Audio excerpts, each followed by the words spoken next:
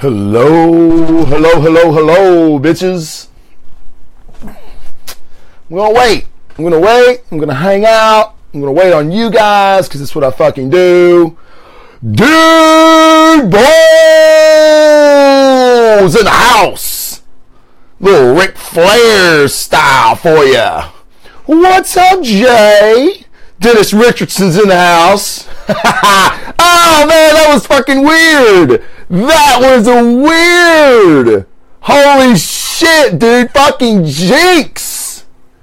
Woo! Anybody see that 30 for 30 on Flair? Fucking incredible. Oh my god, that dude.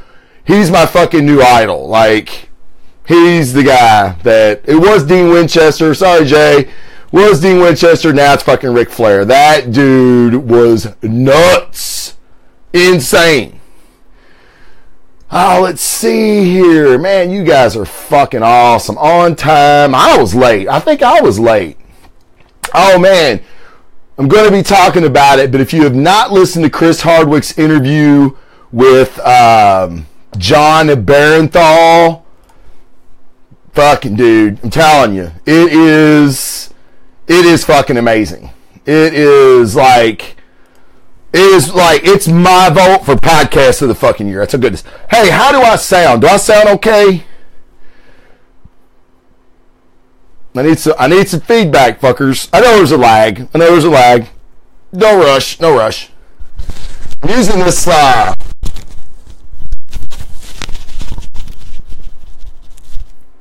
is there a lot of reverb? Your mic sounds hot. Really? Is it distorted? Okay, hold on.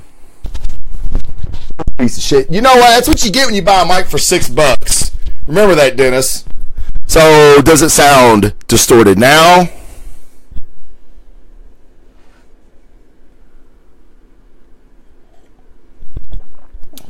Because it could have been like rubbing up against something. It could have been rubbing up against something. That's the reason I asked. It does sound distorted. Alright, guess what? Fuck this thing.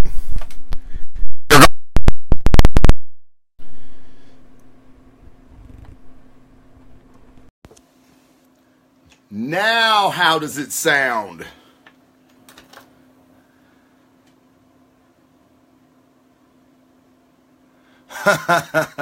Of course that's what it meant. My mind's always in the gutter, buddy. Been married for 10 years. This is the only place it fucking stays. Better? Okay, good deal. That's all I want to know. Well, that's like I say, man, $6 on Amazon. It had like 600 fucking reviews of how awesome it was. Suck. You suck. Alright. So, the John Barenthal interview by Chris Hardwick. Incredible. I'm going to be talking about it a little later just because, I don't know. I think everybody should know. I like cool people, man. Like, especially in Hollywood. And we're going to get into that too. About like, oh my God, there's so many fucking perverts in Hollywood. What? No. What the fuck? We're going to talk about it. I really liked Gal Gadot until today, I think. So, but we're going to get into all that when I start the show. Oh yeah, I need to fucking set up audio. That would be fucking sweet. Worried about fucking you guys and Facebook audio bullshit. So everybody doing all right? What's up, Tony? Tony says it's good. That's all I care about, Tony's how you think I sound. People with power. I mean, it's the same fucking story as it's always been. Hollywood has created an environment, a culture of do a favor for me. Has anyone not seen Entourage? I mean, come on. All those girls are going to be coming out against Vinny Chase. Now, I'm going to tell you what right now. I'm going to put my fucking foot down. If anybody comes out against Vinny Chase or Johnny Drama, I will personally Ray Donovan their fucking ass. That is not happening. Those are my boys. Cannot fuck around with Entourage. All right.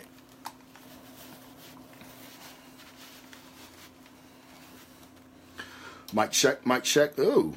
Mic check. The fuck is going on with that? Mic check. Oh, yeah. Oh, my goodness. You sexy bastard. All right.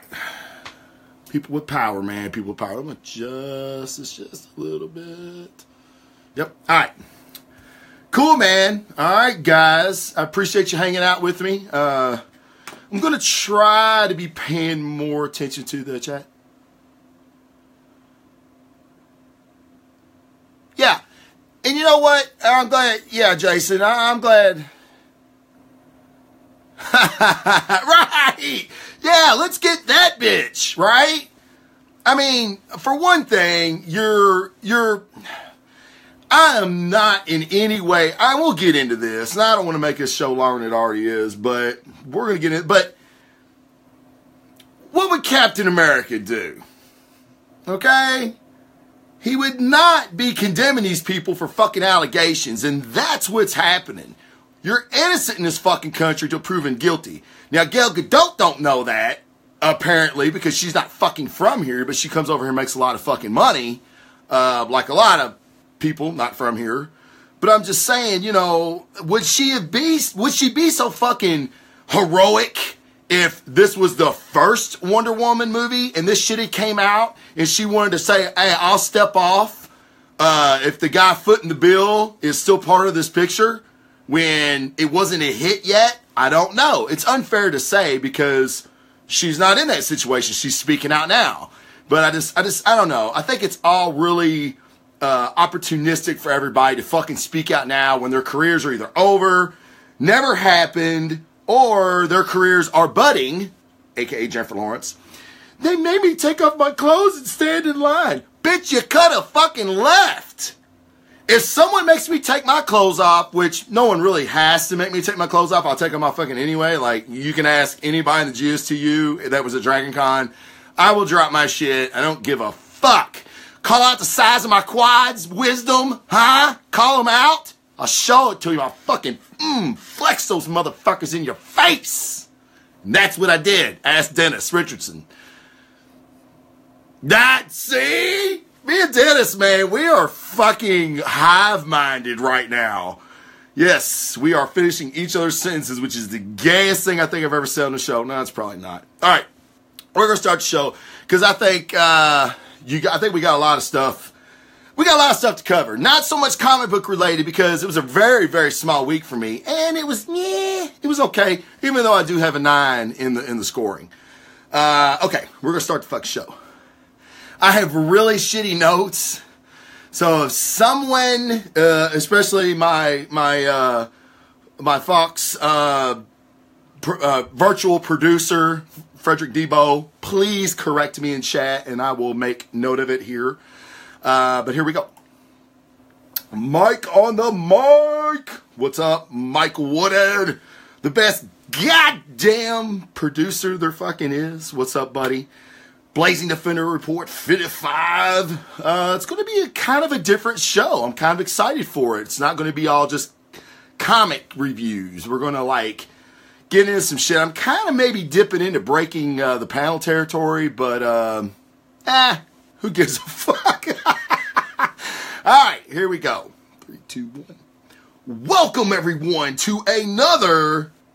That's right, people. Another Blazing Defender Report. I'm your host, the comic kamikaze, Travis Jones. I forgot my name for a fucking second. That was weird, wasn't it? Yes, I am Travis Jones. I am going to be your host. I am the only host. I am the only host that there is on the show. That's not true. I have a co-host every now and then. Those guys, they get the point pretty quickly that they don't want to be on this show and they fucking take off. I don't blame them. But how you doing, guys? It is a Monday. Mondays are typically pretty awful for people, so I'm having my show on Monday now just to spread a little comic love and joy to you guys, man. And I want to welcome Happy National Pizza Day with the works without anchovies. That is the day it is. And chicken soup for the soul. And I thought, man, what an appropriate day to have my show, because I'm kind of like comic chicken soup for your soul. Check that shit out. All right, guys. Very small week for me this week as far as comic books are concerned. I had 4. Actually, I had 3. and one snuck into my pull list, but I kept it. And I was glad I did. It was kind of actually a pleasant surprise, and we're going to get to all that. But for the first time, for you guys, for everybody listening on the audio, I do run a Facebook Live video at the same time. And I'm trying to look at the chat right now. Michael Forey! What's up, Mike? Mike, my man, how have you been? Dude, I got to take a break for a minute. I'm going to put a marker right here on the audio. Mike, you can delete this if you want. Mike, how the hell are you, brother? Man, y'all have to understand, Michael Forey is like one of my favorite people in the fire department. I love Mike to death. He's recently retired. Congratulations on your retirement, Michael. I'm very, very happy that you retired. So, but yeah, I love Mike. I was at a firehouse for a while that was not very cool to be at. It actually sucked. It was like a fucking closet, with a shitter, a stove, and a fire truck. It sucked ass. And, Mike was on a different shift than me, but when I went in the mornings, I got to talk to Mike, and it was the highlight of my fucking day.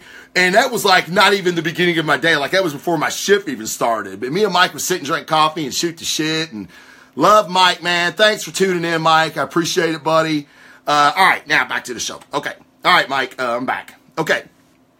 And I was just getting ready to say, for people that have never seen the Blazing Defender Report before, this is what I do. I try to like keep you up to date on comic news and movies news that is comic book related.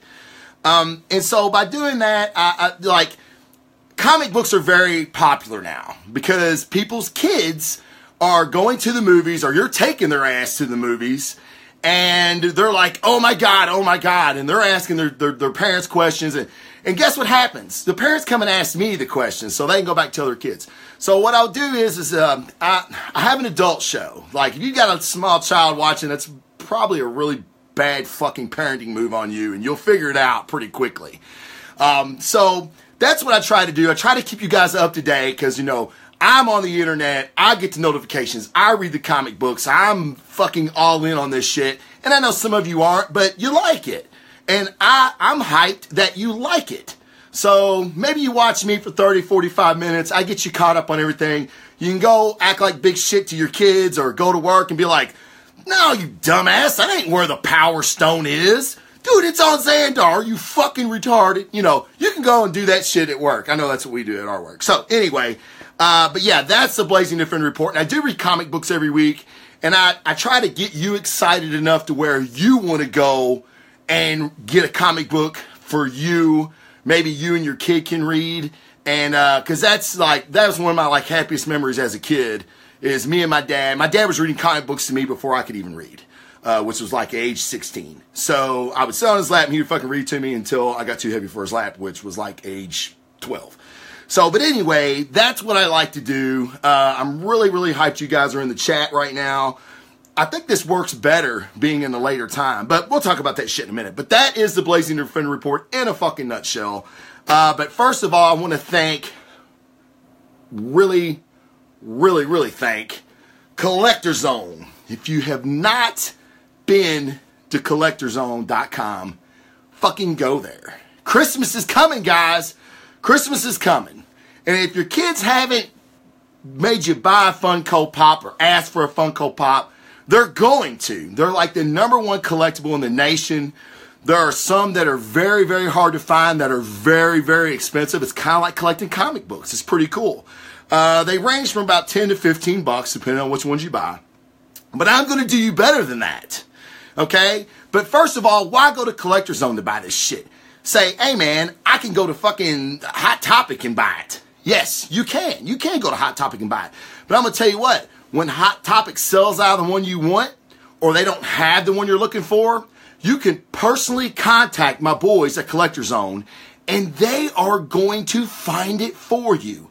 No other toy company does that. No other toy retailer does that. That's fucking crazy. And guess what? When they say, hey, jackass, I found your pop, You put it in your little cart on the website, go to the coupon code and put Blazing Defender 20.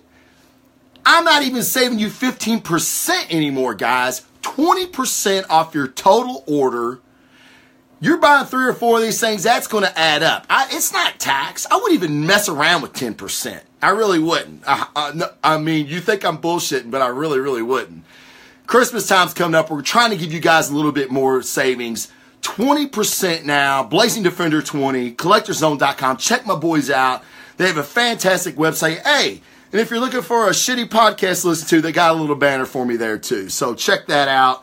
And if you're in the Louisville, Kentucky area, which I know a lot of you guys are, and you're wanting to check out a comic book shop, The Zone Comic Shop on Her Lane, Herr, like right there, Her Lane.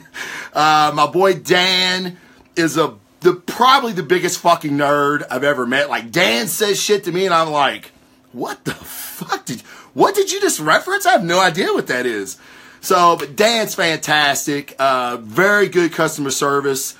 He has a great looking shop, like action figures, new toys, Funko Pops too, and comic books. He's got a huge comic book wall. He's got store picks. He's got the news section. It's just really laid out really, really well. Dan's great. Go check out the Zone. Tell him the Blazing Defender sent you. Kick him in the nuts. Kick him in the shins. He's a little guy, so be easy. He'll break easy. But check him out, guys. And a company that I really like to get behind is blackrifle.com. And I want to just say to somebody in the chat right now who's kind of like a pseudo-celebrity. Y'all may not know this. Jim Frederick is kind of like, I don't know, Captain America of commercials. He's in like all kinds of commercials in the little area. He's kind of a big deal. So it's kind of, thank you, Jim, for joining in and watching my little show. If you ever like want an extra, like a guy that like hands you a tool when you're putting in the air conditioner or something, I'd love to be that guy. That'd be awesome. Talk to your people talk to mine. You know how that shit works. But yeah, so Black Rifle Coffee, veteran owned. They only hire vets. They're really nice to work with, and they're just really cool people. Please check out their site, and they had the best goddamn coffee there is. This is Blackbeard's Delight they sent me. Holy shit, it is my new favorite. This is some really, really good shit, and it's really, really fucking strong. I've had 2 cups tonight, and again, I think I'm having like a pseudo heart attack, AFib, panic attack thing going on. I don't know what's going on, but I'm like fucking sweating, and shit's running all over my head. But anyway, Black Rifle Coffee, please check them out. They had a great Veteran Day sale. I posted the code on my site. I will get a new coupon code and put it on there. Please check in the Blazing Defender page. And for more on that. And last but not least, I'm a very, very proud member of the Giant Size Team Up Network. They have really, really helped me out. They put me in contact with my great producer, Mike Woodard, and other great shows like Botched. It's a D&D podcast. A bunch of friends sit around, get smashed, and play Dungeons & Dragons, and they're hilarious. Dennis Robinson, who's on the show right now, or in the chat right now, I should say, is a member of the Botched. He's the brains behind the operations, we like to say. But they're a great cast. Please check that show out. Even if you don't like Dungeons & Dragons. I've never played. And it's a fantastic show. It really, really is. Breaking the Panel. I just did an episode of Breaking the Panel, which Dennis and Phil from Botch were a part of also, where we talked about Thor Ragnarok. And what... Dennis, don't even get me started on you, bitch. Don't even get me started on you, dude. I mean, the shit y'all were saying about Thor, I mean, I was like, this was me. Like, I'm sitting in this exact same spot. I got my headphones on, I'm going, fuck! Like, I had to mute myself. Charles was killing me. Charles was fucking killing me. Dude, I mean... I don't know what y'all wanted out of Thor, but yeah, man, I couldn't believe it. But it was but that made for a great show. So not everybody was going, oh my God, Thor, that's the best fucking movie. It wasn't that at all. And some people made some really good points. And as crazy as it sounds, Charles McFall, the godfather of our network, he made some really good points that I later thought about. I went, yeah, I can kind of see that. But whatever. Go check that out. That's on my page as well. The Breaking the Panel roundtable discussion of Thor Ragnarok. We've got Pokemon Go. If you're into Pokemon, this is a great show. Pokemon Joe's a fantastic dude, great host. And we've got an Aussie toy show. That was my Aussie impersonation. It's pretty shitty. Toy Power. Check those guys out. They talk about fucking toys. Hey, there's toys in Australia. It ain't just fucking kangaroos, dingoes, and fucking koala bears and shit.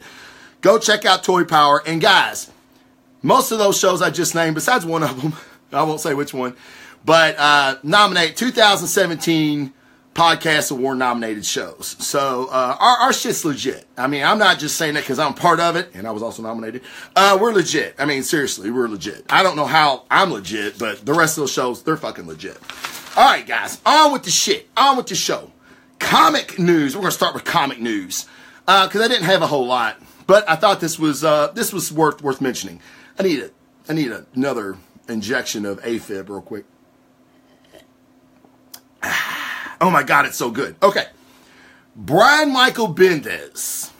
For those of you who don't know, huge comic book writer. Okay, he's been writing for Marvel for like 18 years straight. It's pretty unprecedented. Not really, but he is moving to DC Comics now. What has he wrote? He wrote The Ultimate Spider-Man. He co-created half black, half Hispanic Miles Morales, who has become an incredibly popular character in the Marvel Universe. He was so popular, the universe they created him in, they brought his ass over to the main Marvel Universe. That's how popular the kid is. There was even talks when the Spider-Man movie started that Donald Glover was going to play Miles Morales, and it wasn't going to be Peter Parker.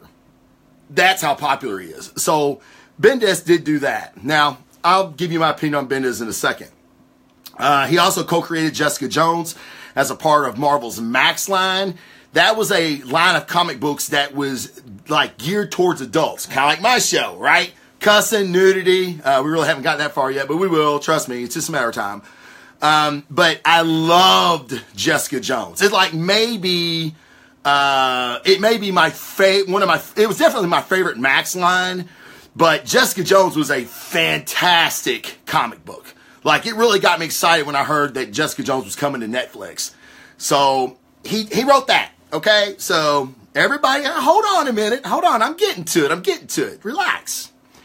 All right. He wrote big events such as House of M, Secret Wars, Siege, Age of Ultron. Okay. He's done some shit, guys. Like it or not like it, he's done some shit. Now, B&B to me, he was decent. He wasn't great.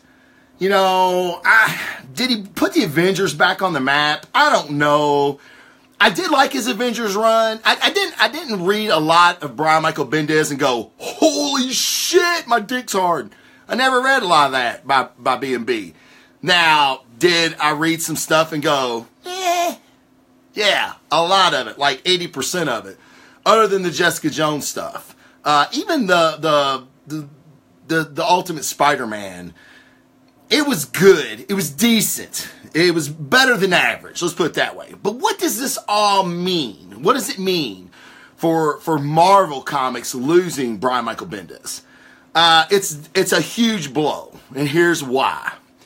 Marvel has steadily been losing great writers. Rick Remender. Matt Fraction, who we met in Dragon Con, who I actually got to I touched him, and like he was scared. He was like, "Oh, hey man, how you doing?" Like I scared him, so it was awesome. I think I legitimately scared him.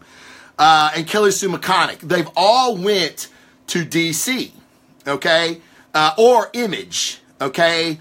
Now DC has started something that they're calling the new age of heroes, where creators are receiving a lot bigger share of the profits, not unlike what Image does. Okay, yeah, Jeff Lemire as well, another fantastic writer, has switched over, has left Marvel. So this is a huge blow for Marvel because love him or dislike him or meh, He was a part of the group that kind of spearheaded the Marvel Cinematic Universe. Now, they've recently disbanded that group, dissolved that group. But, I mean, he's got a lot of knowledge and expertise in other areas. It's a huge shot in the arm for DC. Now, DC has done real well with their Rebirth line. I think their comic books have been really, really good. So I'm excited. I'm not real excited. Like, if Jason Aaron had went to DC, I would have fucking I wouldn't even have been able to have a show today, because I would be like, my heart would just have exploded because he's going to write Batman, right? Or something great like that. But, Brian Michael Bendis is kind of like, but I am still excited for what he's going to do at DC and what he could possibly do. It's a multifaceted deal. That's all I could find out, which means he's not doing just comic books. So they're going to have him maybe working with Jeff Johns in some capacity on the movies, because he's got that, he has that expertise. You'd be silly not to use this guy. So, winner, DC, loser, Marvel. Marvel really needs to pick it up, or they really need to find some young talent. This Joel Bryson kid, I really like what he's doing on Iron Fist. He's on another book too, escapes me right now, but I really like him. I think he's good. But they need more great creators, and you know what? You're going to have to pay these guys. That's the deal that they're looking for now. So that's about it on the comic front news. Movie news. This is where we're going to get into some shit. The new Moon Knight is really good. I read it online, so I don't have a copy here, or I would have reviewed it. But that looks like that is going to be a purchase of mine in the future. I love the last run, and this run looks pretty good too. No, Tony, I've not had a chance to read Venomverse. I have about 8 copies downstairs that have never been taken out of plastic, from variant covers from different comic shops. Like, across the country, different comic shops have had different covers rendered, and I have those, but I just haven't read them. Hold your shit throwing, your poo throwing at the screen when I say this. Guys like Jason Jones, who's been with me from the beginning, they know I'm just not a huge Spider-Man fan. I'm just not. I think he's great, supporting character, but I'm just not that big of a fan. Now, his movie made me a bigger fan than I was, and it really made me want to check out some of his comics. But I haven't been a big Spider-Man fan. I know it sounds crazy. It's just, he's not my bag. He's not my bag, baby. He's not my bag. All right. Movie news. This is where some shit's going to get real. All right. Gal Gadot, Wonder Woman, is reportedly saying that she will not return to Wonder Woman if Brett Ratner, the producer, quits. Okay. All right. Brett Ratner is accused of sexual misconduct by Natasha Hendricks and Olivia Munn. This was news to me. When I read this article, I was like, holy shit, they come out and said something? Now, if you know Olivia Munn, I watched Olivia Munn for a long time on Attack of the Show. She's she seems like a super, super cool chick. All right. Now, I'm not saying that super cool, chicks that aren't super cool don't get sexually harassed. This is my point on all of it. We talked a little bit before the recording started in the live chat about this. And I am curious to know, I'm going to sound like a total douchebag when I say this. And I know that. Okay. But if you're trying to be objective and, you live in America, you have to understand that I do have a point on what I'm about to say. Okay. Holy shit. Harvey Weinstein sexually assaulted a bunch of chicks in Hollywood. Whoa, what the? Oh my God. Oh my God, what's going on in Hollywood? That's fucking terrible. Come on. They created a fucking culture for the last, 70 years? Maybe longer than that? Of doing favors to get things done in Hollywood. Have you not seen Ray Donovan? Have you not seen Entourage? They're not making those stories up, guys. They all come from a place of reality. Now, I'm not condoning in one way or another, or any shape or fucking form, I should say, sexual assault. Okay? Like, all the chicks that I pushed up on at bars when I was drunk, I thought it was consensual too. Oh shit, are they gonna come out on me now? Oh my goodness. You bitches, you know what I'm talking about. Anyway, I'm not condoning this at all. So this is my point with Gal Gadot. Would she be so tough and heroic if this was the first Wonder Woman movie and Brett Ratner, the producer, let me explain what producers do. They foot the bill. They foot the bill for movies. Okay? A producer could come in and say, you're not fucking doing that, director. You're not doing that. Okay? And they won't do it. Look, it can be, sometimes it's a negotiation, sometimes it gets through. My point being is these guys foot the bill. All right? So for Gadot to come out and say, I won't work with this guy. She can say that now because she's a Wonder Woman. And Warner Brothers is like, oh shit, yeah, dude, we'll find someone else to foot the bill on this $1 billion movie we made a few years ago. So, yeah. Would she be so fucking heroic?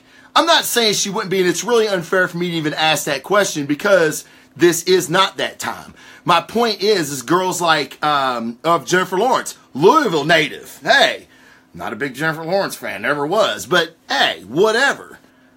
Whether she's from here or fucking Kalamazoo or some shithole like Pennsylvania. They made me take off my clothes and stand in line. No, they didn't. You could, unless they had a fucking gun on you, when they said, take your clothes off and stand over there, you freak, you could have fucking walked out. But you didn't. And here's why you didn't, is because you wanted the part. They made a whole industry out of this, people. It was called porn industry. Like a producer said, hey, you're going to suck these balls if you want this part. And some chicks thought, hey, you know what? I like sucking balls. And this producer said, hey, I like you sucking my balls. You do a great job. We're going to make another movie. You're going to be the fucking star in it, but you're sucking balls. And they said, let's do it. And they created an industry out of it. Okay, now, are there a bunch of porn chicks going to come out and say, hey, I was sexually assaulted while I was trying out for I Suck Chrome Off Trailer Hitch 6? No, they're not. Now, again, I know I sound like a fucking asshole, and that's fine. That's kind of what I do. I'm an asshole. But what I'm saying is, everybody in this country that's accused of something is proven innocent. Is innocent until proven guilty. Okay? That's how we fucking do it here, Gal Gadot. I know that they don't do it in Israel, all right? They might just cut your dick off. I don't know what they do in Israel. But I know that accusations are very dangerous things and they can destroy people's careers. Now, Harvey Weinstein had 1,000 motherfuckers come out against him. 1,000 bitches come out against him. So that dude is probably a piece of shit. Okay? But this is what I see when I think of Harvey Weinstein. I know I'm getting way off topic here, but this is something that's been bothering me. Harvey Weinstein might have started out a pretty good dude. Okay? All right. Guess what? This chick, he made no advance toward. She advanced on him because she wanted a role, she wanted a part, she wanted to be an extra. Maybe she just wanted to suck his balls. I don't know. But she did that. And Harvey was like, oh shit, I'm in a position of power. I see that now. So now they've created a culture that Harvey Weinstein can get his balls sucked whenever he wants. And lo and behold, it's weird to him when he pulls his dick out, starts shacking off, and the girl doesn't go down. Like, whoa, what's your deal? Okay? He's a piece of shit. I'm not saying he's not. What I'm saying is that there's a culture that was created, and for now Harvey Weinstein to be crucified because of it, without a trial, guys, he's had 30 chicks, more than that, come out. A lot of these bitches are probably dead now that he messed around with. I'm not taking up for him. I know it sounds that way. But what I'm saying is he hasn't even had a trial and he's been basically kicked out of Hollywood. That's not how we do things here in America. Everywhere else you go to. And I always said politics will never play a part in the show, and they won't. But I see elements of what has been created from Trump winning the presidency and a lot of other factions being mad, and everybody's pissed and everybody's assaulted and everybody's mad at something that somebody said about them. More of the same. That's not how we fucking do it here in America. You need to stand trial. An accused needs to stand in front of their accuser when they're being accused. Okay. All right. Enough of that. Okay, Gail. If you're not Wonder Woman no more, sorry about you. But you will be, and Ratner will be out. Not saying it's right. I'm saying that's what will happen, because Warner Brothers is not going to get rid of Wonder Woman. It's a hell of a lot easier to get somebody to front the bill for $1 billion franchise than it is to cast a new Wonder Woman. So see you, Brent. Oh, and by the way, Brett Ratner, you may have sexually assaulted people, but your movies suck. So I'm glad you're producing now, but your movies suck. Anyway, all right. The Justice League comes out Thursday. I'm going to go see it Thursday. I will be posting video as soon as it's over with to let you know my first reaction, spoiler free, of course. But the initial reactions are not bad. And evidently there's a lot of humor in the film, but the film does suffer from some problems. Holy shit. Who would have thought that? I'm still excited. I'm really trying to keep my expectations low. That way I'm not horribly mad when I go see it, but I am very excited about it. All right. So we are going to go see that. Oh, and the one consensus out of everybody that has seen the film so far, press, by the way. Why can't I get into that shit? I need to get into that shit. Jason Momoa is awesome as Aquaman. Did anybody think he wasn't going to be? But all right, it's still good to hear that he does a good job. All right, Rian Johnson, the director of The Last Jedi. When he was asked about doing the next film, Episode 9. No, I'm sorry. Is that right? Yes, Episode 9. After that director was shit canned, the reason he didn't answer is because he's doing a trilogy. What? Yeah, he's doing a trilogy, and not only is he doing a trilogy, he's doing it in a part of the universe that Star Wars has never been. Holy shit, man. Now that is, I can see it getting away from Skywalker and Vader and the Rebellion and all that. I can see that. But they're talking about going to a corner of the game. This is Rian Johnson's words exactly. Going to a corner of the universe that Star Wars has never been. That scares me. There is a lot of content in the comic books. There is a lot of content in the extended universe and the novels, even ones that aren't canon. So I'm really curious on where they're going with this. Okay. Now, does he mean in the movies, or does he mean like, yeah, we are going to take an idea from the comic books and expand on, like Dr. Aphra? Dr. Aphra is Ray's mom, motherfuckers. I'm telling you, y'all can all send me $5 when I'm right, because I know I am. Dr. Aphra is Ray's mom. Luke is still her dad. Dr. Aphra is Ray's mom. I'm telling you right now. Write it fucking down. So, yeah, I'm really curious on what Rian Johnson has planned. It's a really big step for the Star Wars franchise, and it really is going to be kind of like, are people going to like this or not? But Disney has already seen the ideas that he has, and they're very excited. And yes, Jason Jones, I would also love to see Knights of the Old Republic. That would be awesome. The story of Revan is one of the best Star Wars stories there is. Jedi, undercover, becomes bad, goes back to being good, or does he? Oh, shit.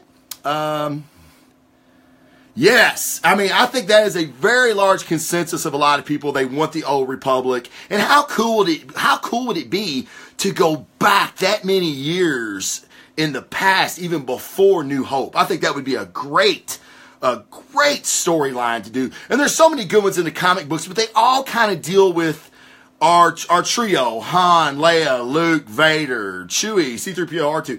I mean, they all kind of deal with those guys. So let's get away from that and go to something like Knights of the Old Republic. Man, that's got my vote, guys. That's awesome, awesome pull. Hot take from the Defender chat going on live on Facebook right now. You guys need to get in where you fit in. You know what I'm saying? All right. Let's see. What else do I have here? Punisher starts Friday. Holy shit. How can I be more excited about a Netflix show than I am a movie I'm going to go see Thursday that I've been waiting a long time to see? So excited to see The Punisher. And I'm going to tell you why. I absolutely fucking love John Barenthal. John Barenthal was Shane in The Walking Dead. For anybody that doesn't know, he has done some great acting. He has like a 5-minute scene in Baby Driver. I wanted to see more of this guy. I'm like, I was crushed when there was no more Barenthal in that movie. He was awesome. He was awesome in The Accountant. There's a saying in Hollywood. It's, oh my God, don't touch my penis while I'm jacking off. No, that's not what they say at all. There's a saying in Hollywood. It is, there are no small parts, just small actors. And John Barenthal proves that. Because in the movies he's in, like Fury, The Accountant, Baby Driver, not much screen time, but when he is in it, he commands it, and he destroys every scene he's in. So when you give this guy like be the man like he is in The Punisher, oh my God, I cannot wait. Now this is what I wanted to get to when I was talking about Barenthal earlier in the chat before the recording started. He does a podcast with Chris Hardwick on the Nerdist. I'm sure everybody's heard of the Nerdist. It will be my vote for podcast of the year. That episode is fantastic. Chris Hardwick really he doesn't do much. He just asks great questions, and Barenthal that's a great interview. Is when the interviewee just takes off with it. He's fantastic. His father is the head of the Humane Society of America. Like, he's the fucking guy that runs the Humane Society of the United States. It's pretty cool. He had a pit puppy with him, and there's some interaction with the puppy. John Barenthal is just like the dude that I want to fucking drink beer with, man. Like him and Henry Cavill, those dudes they're my 1 and 2. Barenthal is now my new number 1 because that dude is fucking fantastic. Go check out that interview. You won't be disappointed in it, I promise. But yeah, really excited for the fucking Punisher. Someone asked in the chat a minute ago if Disney was going to affect the Punisher. From the way Barenthal talked, not at all. And like that part of the interview was really fantastic. When he starts talking about what he did to prepare for Punisher and like how he wanted to do right by the fans. And like you see him on his off day, he's wearing fucking Punisher shirts and shit, Punisher hats. I mean, like, he's into it, dude. Like, he is bought in to being Frank Castle. And you wanna love that guy as a fan. I wanna love that guy for him. Yes, Jason. You can tell fucking Ben Jones that. I tell you what, tell Ben Jones to get rid of his last name because that's my last name. He don't get to fucking have it no more. That dude is fucking garbage. He's awful. Oh yeah. Oh, and this didn't make my news report, but Iron Fist Season 2 has started shooting. Who gives a shit? Who fucking cares? That shit was fucking awful. All right.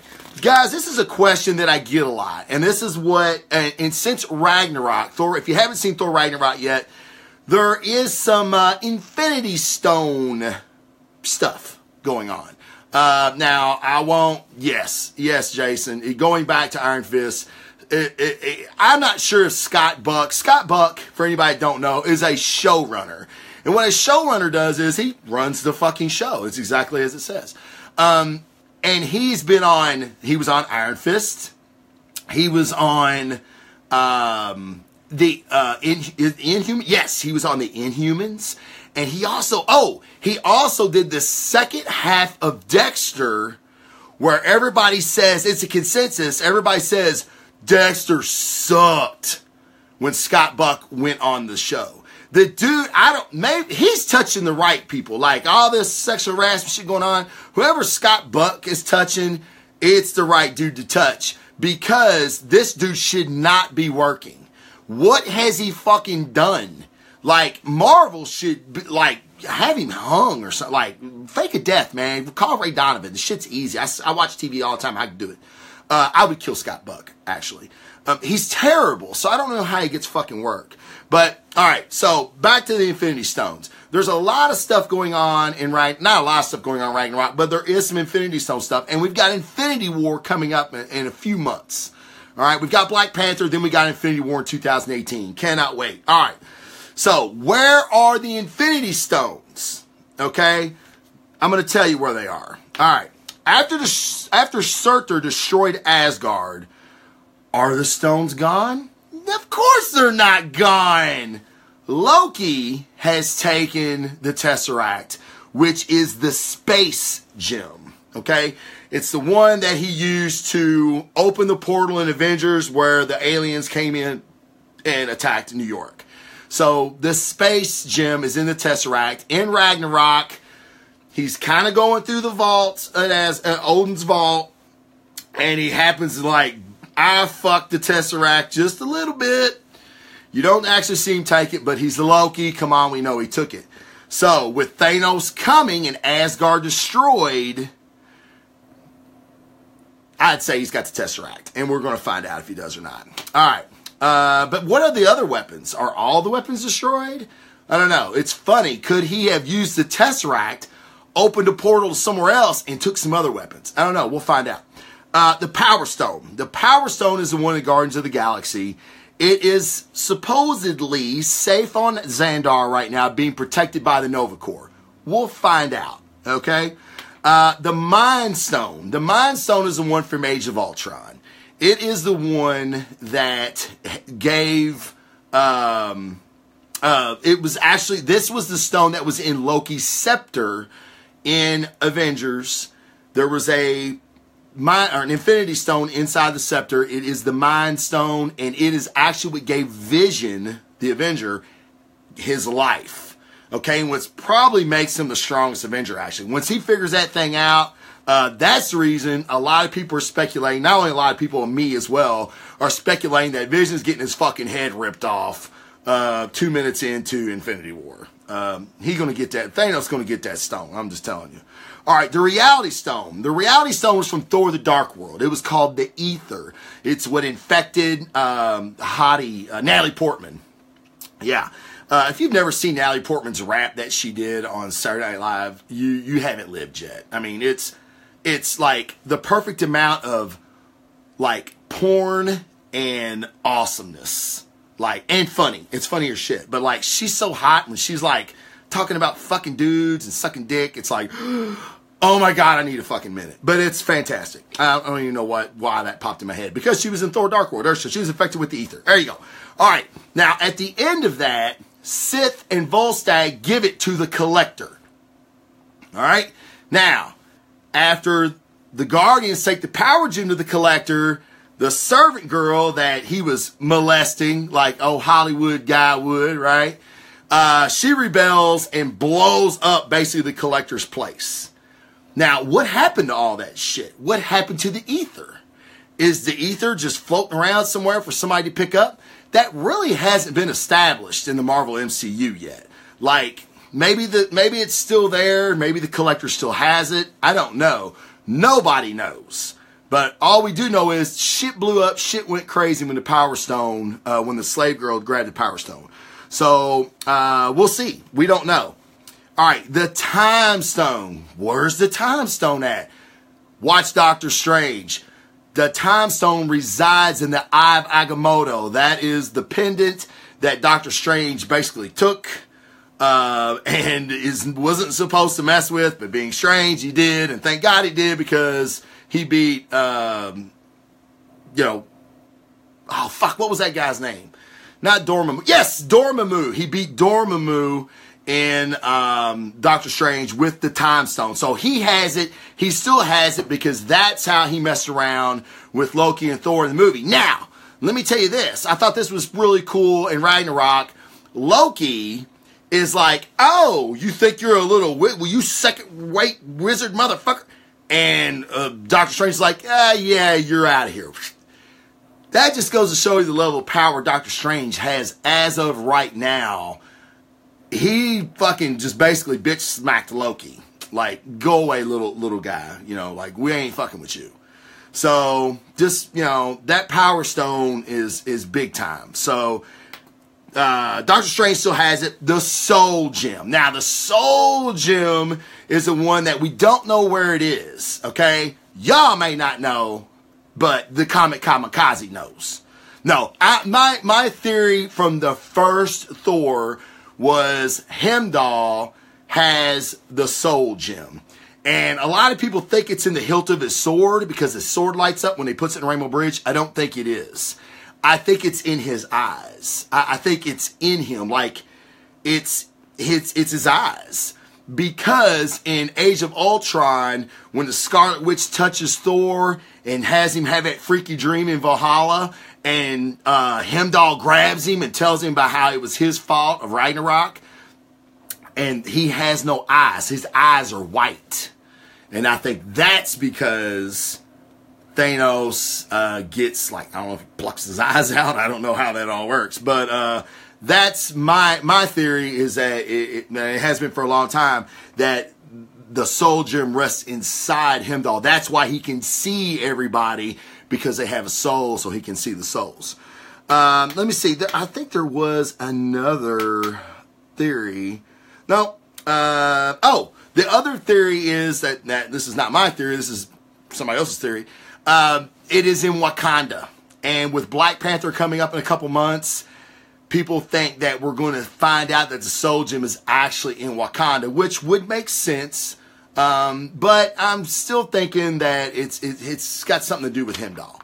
So, but yeah, those are where the Infinity Stones are. A lot of people were kind of like, people ask me all the time. Like, we had a conversation at the Firehouse coffee table the other day, and somebody was like, "Hey man, what are these Infinity things, man? These little stones that, you know, that dude with the purple wrinkly chin wants." And I'm like, "Oh, Thanos, yeah, they're Infinity Stones." "Oh yeah, what do they do? Where are they at?" You know, so it's really funny. Like, they know more than what they're letting on, but they still want to talk to me about it, which is awesome, and I love it. It's like the best morning ever. All right, dudes. Comic book reviews. All right, I've only got 3, and it's going to be short and sweet, man. We're not doing that one because that's the pick of the week, which is not saying much because there's only fucking 3 books. All right. I got to call somebody out. Let me get his name right. Hate to call somebody out and get their name wrong. A la Dennis Richardson. Okay. Jesse. Where the fuck are you at, dude? Shaniden. Jesse Shaniden. I still butchered it, probably. He is a reviewer for IGN. And like, if I'm at the Firehouse on a Wednesday and I can't get my books, I will go to reviews. I'll just go down and see the score, because I'm like, oh yeah, that got a 9. Great. I'm hyped, right? And then I'll see a score and go, oh, wow, that sucks. Now, unless it's by this dude. I don't know what the fuck this guy reads on a daily basis, but now I search his reviews out. We have never agreed, and we will probably never agree. And it's fine. It's okay. Like I like to say, I'm not your typical reviewer. I'm not going to get into the nuances of liberalism and the new age, and that's where this character's motivation comes from. I mean, did you like, if I did talk like that, I would not have blamed you for turning me off. But even just the sound like that, how fucking, I don't know, uppity and pretentious it fucking sounds, makes me fucking sick to even imitate it, really. That's the reason I got into comic book reviews, is because of guys like this. So, Mr. Miracle, number 4. Now, I will say that he does do He understands this fourth world, okay? I do not. I do not understand the fourth world, and I know if I don't, some of you all may not either. It's a Jack Kirby thing, okay? And it's like a universe inside a universe inside a universe, all right? Yeah, right? See, like, I can feel you guys saying the same thing. Like going, what the fuck? Yes, exactly, what the fuck? Now, I love Tom King. Tom King is the writer on this book. I was very excited when I heard Tom King was doing a Mr. Miracle series. And here's why. I don't know a lot about Mr. Miracle. I think he's really cool. I know he's a super escape artist. His name's Scott Free, for God's sakes, but it's really not. He was the son of Apocalypse, or they actually gave him to Apocalypse. I'm sorry, he wasn't the son of Apocalypse, but they gave him to Apocalypse, and he lived in the pits. And that's how he became so good at escaping everything. All right, now you've got this new series. A great chance for people like me and like you that don't know a lot about the New Gods or Mr. Miracle to really get into it. Like, to be like, oh shit, man. What a cool concept for a superhero. He's a god and he's an escape artist. That's a lot. That's good material for a pretty good superhero. Like, you could really make some good stories out of that, right? Cool. So I'm very excited. Mitch Gerards, who is a fantastic artist. So this is an awesome creative team. I have no idea what the fuck is going on in this series. I have no fucking clue. Now, what I will say is his commentary, like Orion, who's the general of the New Gods Army, and Scott Free, Mr. Miracle, who is a general in the army as well. They have this conversation. Mr. Miracle has been accused of being infected with Apocalypse's or Darkseid's anti-life virus. I'm just trying to give you a brief synopsis. Don't hang me yet, okay? So he got to choose where he has the trial at, and he's like, we'll have it here in my apartment. All right? And it's just, this whole series is wacky, it's kooky, but the conversations are very Tarantino-like, which I dig. I do dig that. Okay? Like, I'm like I'm going back and forth, and I'm like, but the end game is, it's weird. I don't know how to explain it. You would have to read it yourself. Now, my boy Jesse Shaniden, or however the fuck you say it, absolutely think this is the best comic in DC's, that DC puts on the shelves. Okay, and he's going under the fourth wall and all that. Now, I do not understand the fourth wall, so maybe that's why I'm missing all this. But I guarantee you it's not. Because from what I researched of the fourth wall and how this story is unfolding, they have nothing to do with each other. But he makes it sound like they do. They don't. I'm telling you, they don't. And he's talking about Scott's spiral in depression, self-loathing, and uncertainty continues as he's put on trial for the murder of the High Father and Orion comes to judge, jury, and executioner.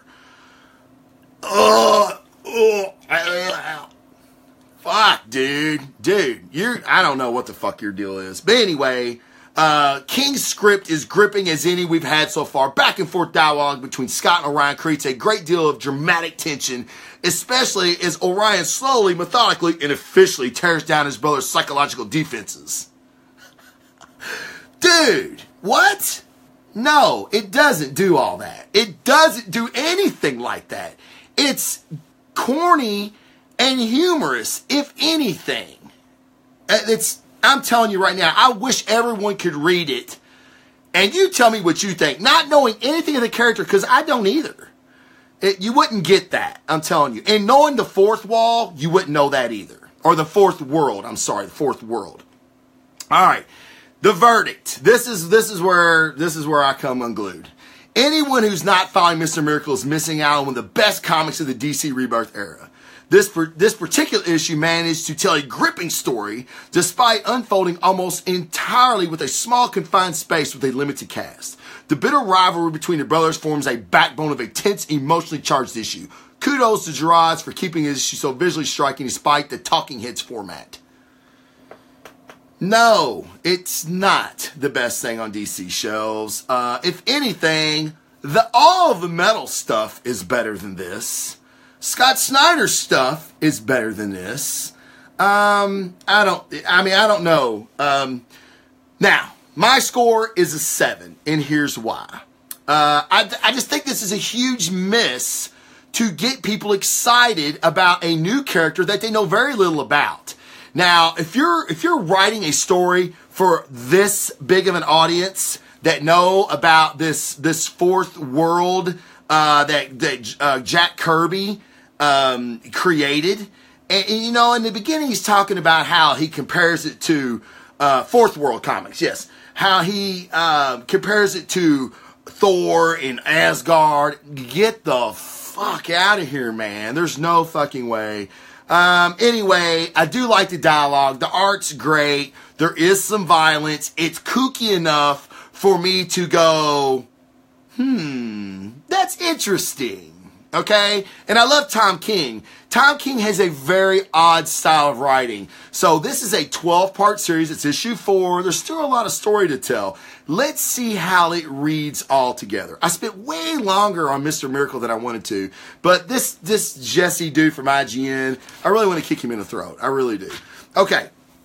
The next review, which Jesse reviewed as well. But Star Wars 38. First of all, we need to have a moment of silence for Jason Aaron, who is no longer on the book.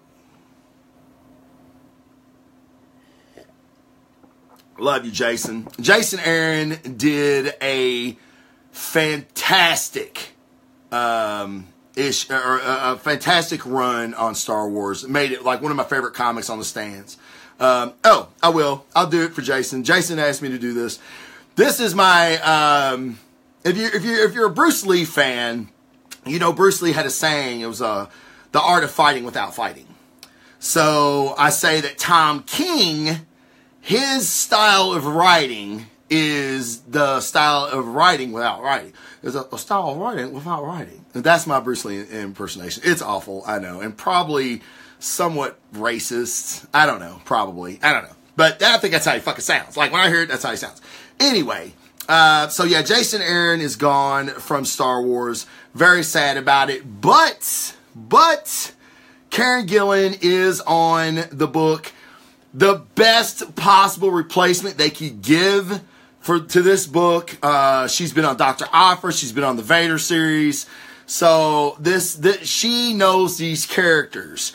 This is a good series. The series is still set between New Hope and Empire. And what's cool about this jumping on point on Star Wars 38, they're going back to Jeddah. And, yes, Gillan is a guy. Yeah, Karen, come on, you know, I mean, his dad wanted a girl, so therefore he's a girl. No, Karen Gillan is a guy. Fantastic writer, knows these characters, and this is the thing that I'm excited about this series for. They're going back to Jeddah, which for anybody that's seen Rogue One knows Jeddah is fucked up because of the Empire. So now you get to see how Luke, Leia, and Han deal with Karen Gillan's storyline on Jeddah, which is cool. So I'm pretty excited about it. It's cool to see like characters like Saw Gerrera, which I really thought was really cool in Rogue One. You even though he's dead, he dies in Rogue One. Spoiler alert, if you haven't seen it, he dies. But his soldiers, like his death, like reinforced his theory on war and what's going on with the Empire and the Rebellion with his soldiers, which could prove to be a problem for Leia and Luke and the guys. So, very cool. Again, you know, Gillan being on the book is fantastic. Now, here's the downfall of this book. Salvador LaRocca, his like transition from story, from panel to panel is good. Okay? I don't mind it. His fight scenes, his action scenes, I should say, are okay. But like, they're doing this 3D shit, or not 3D shit, I forget what they call it, where they're taking like photorealistic shots and putting it on people, and it's not good. It's really not good, and it's distracting. And Jesse and I do agree on that on here. I really wish I could get a better artist on this book. It would be just, oh my God, infinitely better. But now I don't hate it because of that. I gave it a 7.5. There's not a lot going on because this is going to be a story, right? And Gillen, this is how he writes. So I'm cool with it, but it is a 7.5. But if you are a Star Wars fan, you're a fan of the movies, you just need to be reading these comic books, guys. You just really need, if you want more story, you really need to be reading these books. And who knows, this new trilogy could be coming from something out of here. But I am with you guys. I want the the Knights of the Old Republic. Okay. Pick of the week. Pick of the week. Before I do the pick of the week, this is, I usually show them to you. Shit, my bad. What the fuck am I doing? That's Star Wars 38. It's Luke. Looking like Luke. Looking like Luke looks. All right. Now, this is the one that kind of snuck its way into my pull list, okay? This is a metal tie-in, Bats Out of Hell Part 3. One, I believe, was in The Flash. 2 is in Justice League. Now we're in Green Lantern, Hal Jordan. All right. Hal Jordan is taking on the Dawnbreaker. The Knights, the Dark Knights of the Dark Multiverse have separated the members of the Legion, okay? That's what makes this book pretty cool, is I like Hal Jordan. Hal Jordan's kind of like, you know what? I ain't scared of shit. And it's not about being afraid. It's about facing your fear. And I dig that, being a firefighter and everything. It's kind of what we do.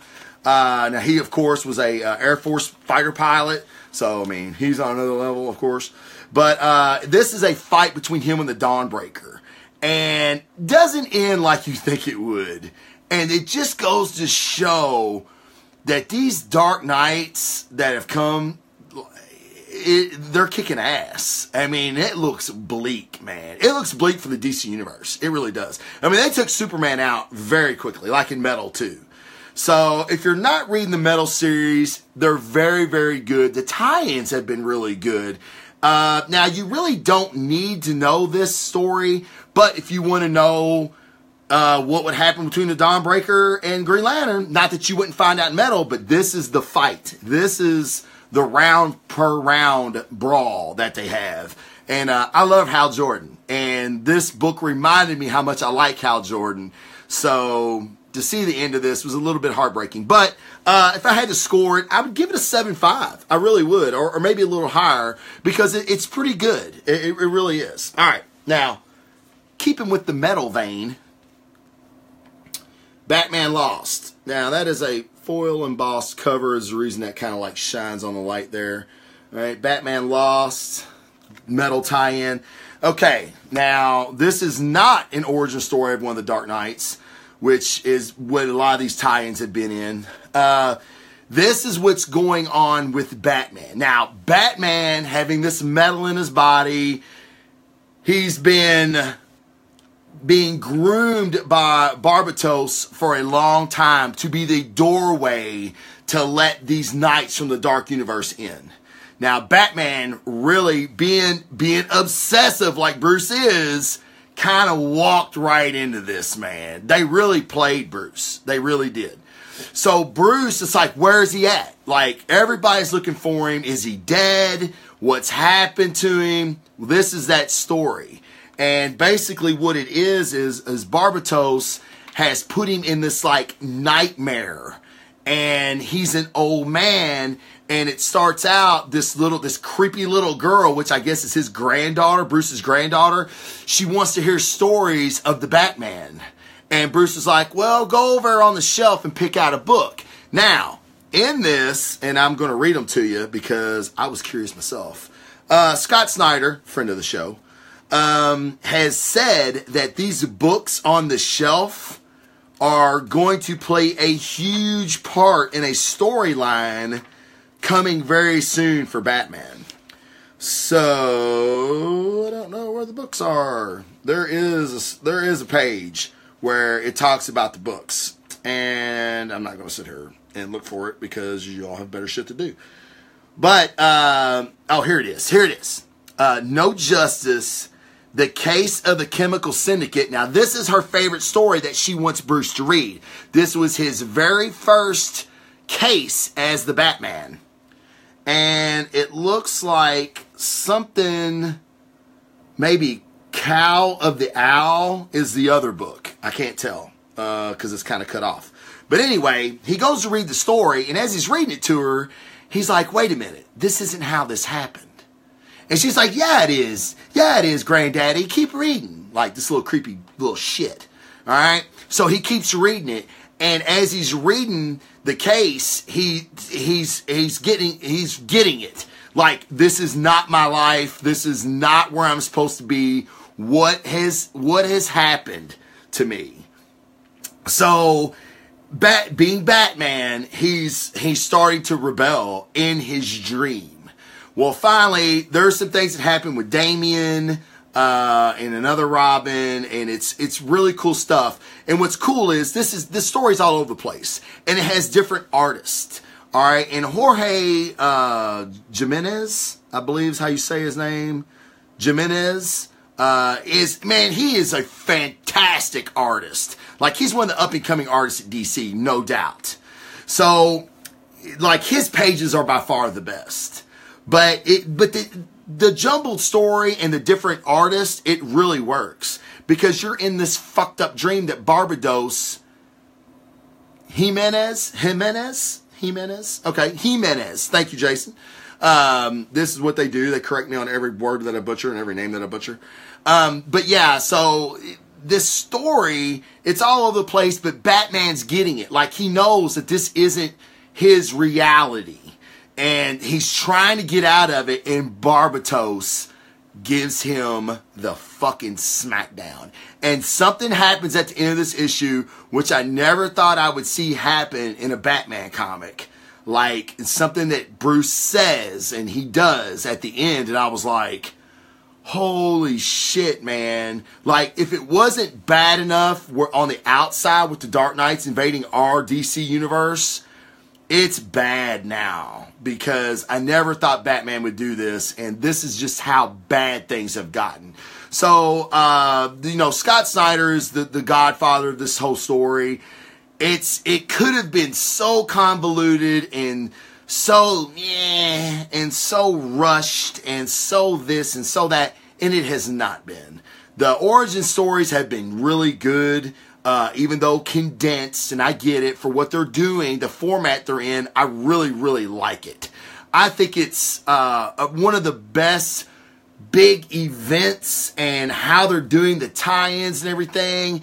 I think it's very, very good. All of it has been very good. Like the Green Lantern tie-in I just read was pretty good. So it's all really, really good. I give this a 9. Here is, let's see. Oh, this is the con that I had for the book. If you're reading Metal and like there's a lot to buy, like say you just don't want to buy everything, you can skip this. It is a good story, and I think it's lays seeds for things later on, which I just said that Scott Snyder has already said.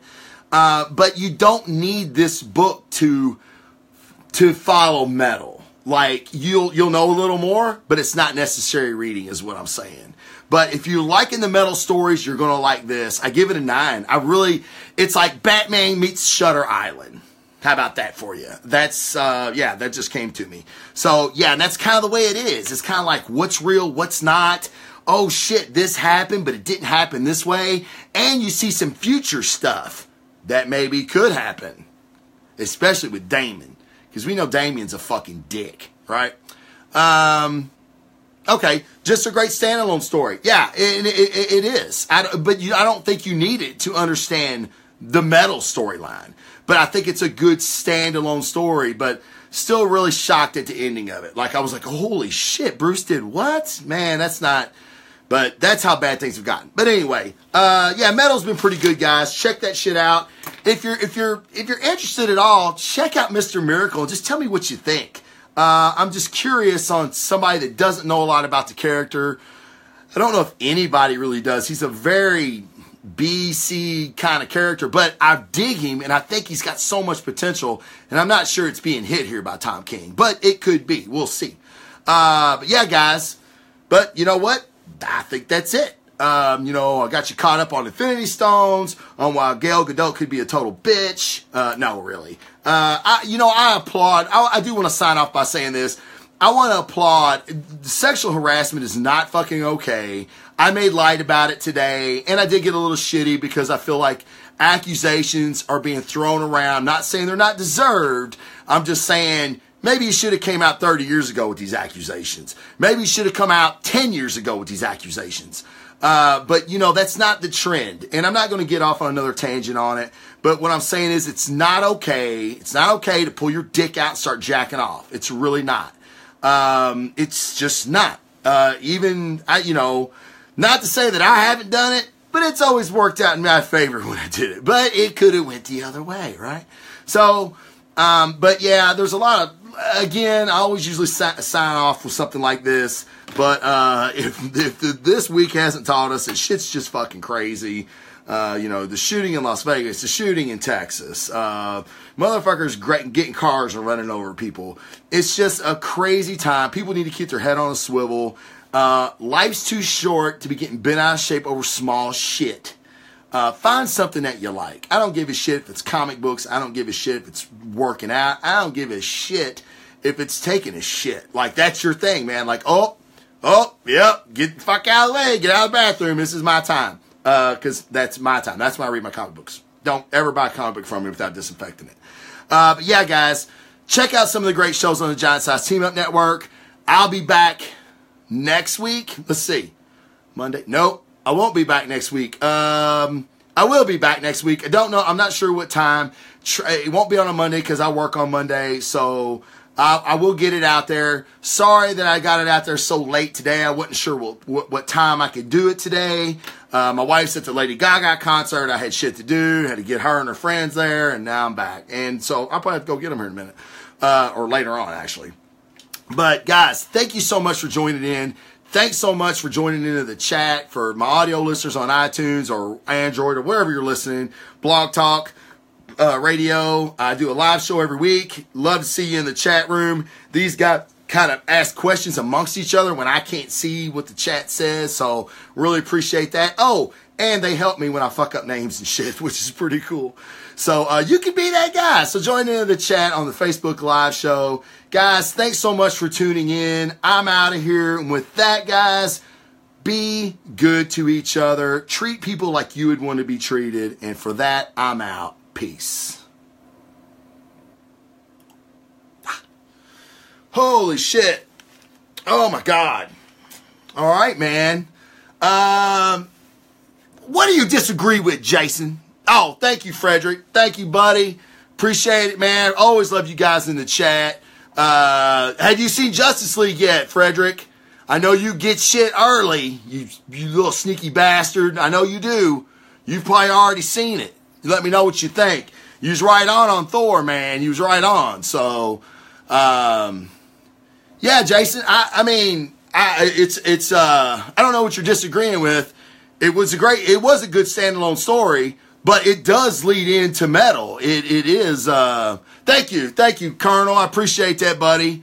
Hey, whenever you're looking for an extra in these commercials, hey, man, look, see, I don't even know what this is. This is me acting, right? I'm flying. That's what I'm doing. I'm flying. No, Jason, I totally agree. I thought it was a great story. Like I said, it's kind of like Bruce Wayne and Shutter Island, it's like what's real, what's not. And I love how Batman always figures shit out. Like, and what's cool about all this metal shit is it's really, really taken a lot from the Grant Morrison storyline, which people can say what they want about Grant Morrison. I'm not a huge fan, but I loved his Batman stuff. I thought his Batman stuff was really, really good. So I think, and I like Scott Snyder liked it too, because he's using a lot of that, and there was a lot of that in this story. So, 9-0, man. I thought it was an excellent book. Man, I'm not sure. Did I give it a score? I'm not sure if I remember giving it a fucking score. I probably didn't. Oh, well. Yeah, I thought it was pretty good. Yes, dude, I'm with you. I thought Metal was going to be, like I said, convoluted. Just what the fuck is going on? And it really has been, man. It's been really good. I know you will, Frederick. I know you will, buddy. You're the man when it comes to that shit. I love it. You're like, dude, I'm getting ready to watch it right now. And I'm like, shit. You know, so I'm pretty excited for it myself, man. Huge Ben Affleck Batman fan I am. And I love Superman. I love Henry Cavill's Superman. Gal Gadot. I mean, I was talking shit about her tonight, but I love Gal Gadot as Wonder Woman, regardless of her stance or her political views or whatever. I think she's a fantastic Wonder Woman. So yeah, I'm excited, and I'm digging the Flash, man. Like, I love that kid as the Flash. It's kind of like Sheldon Cooper, Flash. Like, Barry Allen was a geek, a nerd. So I'm excited for this iteration of the Flash. I think they've nailed it. So I'm really curious to see how he looks.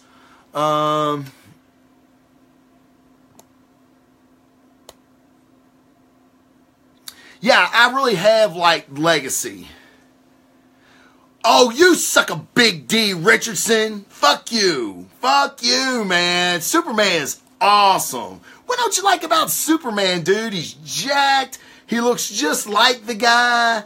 He's a cool dude in real life. Come on, man. You just fucking with me now. I know y'all didn't like BVS, which that's cool. I'm gonna do a BVS, I'm trying to think of what we can call it.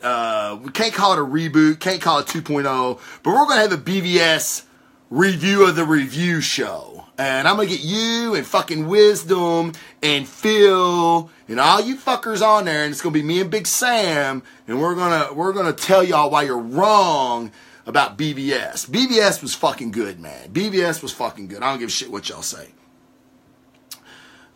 Big old D. You're funny, man. You crack me up, dude. No, Jason, the legacy stuff has been pretty good. I can't buy all of it. I mean, I really can't. I'm trying to read the shit online and I get behind.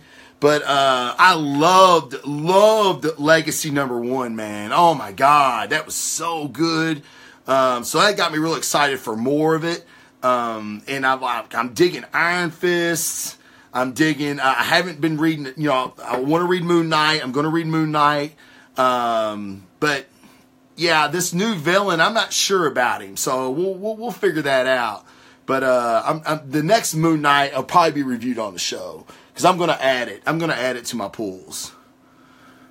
Let me see. It seems like I had something else I'm going to talk to y'all about. Nope. Yeah. Well, guys, I'm going to jump off here. I'm going to grab something to eat. Again, thank you so much for tuning in. Thank you for sharing this to your friends. I've been getting a lot of that lately. Like, people are going, hey, man, your friend sent me your show. And love that, dude. That is like, man, I'm like, oh, God, really? You like it? Holy shit. Somebody likes it, Mom. They like it.